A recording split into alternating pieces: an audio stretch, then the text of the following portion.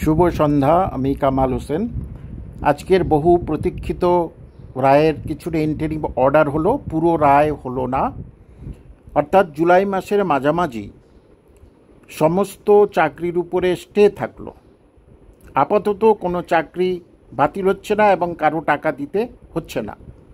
কিন্তু এটা নিশ্চিত, মাননীয় প্রধান বিচারপতি পরিষ্কার করে বলে দিয়েছেন, যারা বেআইনিভাবে চাকরি পেয়েছে তাদের লিস্ট অবশ্যই হচ্ছে কি ওর মধ্যেই জমা থাকবে, জমা দেবে। এবং সেই বেআইনি লিস্ট অনুযায়ী যদি দেখা যায় তাদের চাকরি বেআইনি, সেটা প্রমাণিত হয়েছে, এবং প্রমাণিত তো হবেই, কারণ স্কুল সার্ভিস কমিশন এবং পশ্চিমবঙ্গ সরকার নিজেই হলফনামা দিয়ে বলে দিয়েছে প্রায় 5,230 জন বেআইনিভাবে চাকরি পেয়েছে।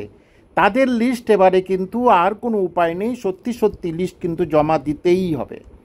এবং লিস্ট জমা দিলেই তারপরে কিন্তু তাদের চাকরি চলে যাবে, এটা নিশ্চিত থাকুন। কিন্তু আমি প্রথম থেকে বলেছি, যারা সত্যি চাকরি পেয়েছে তাদের চাকরি বহাল থাক।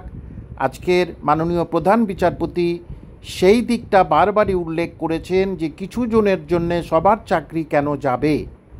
তবে সব ধরনের তদন্ত চলবে, অর্থাৎ বেআইনি যারা চিহ্নিত হয়েছে তাদেরকে ডেকে জিজ্ঞাসাবাদ করা হবে। সেখানেই বড় বিপদ রাজ্য সরকারের। এবং সমস্ত তদন্ত চলবে, ক্যাবিনেটের উপর তদন্ত চলবে, কিন্তু কোনো কড়া পদক্ষেপ নিতে পারবে না। অর্থাৎ জুলাই মাসের মাঝামাঝি অবশ্যই জুলাই মাসের মাঝামাঝি সব ক্লিয়ার হয়ে যাবে। তবে এটা ঠিক, সঠিক ব্যক্তিদের চাকরি থাকছে একদম নিশ্চিত। কিন্তু এই 5,230 জনের চাকরি কিন্তু থাকছে না। আমাদের এবার অপেক্ষা করতে হবে।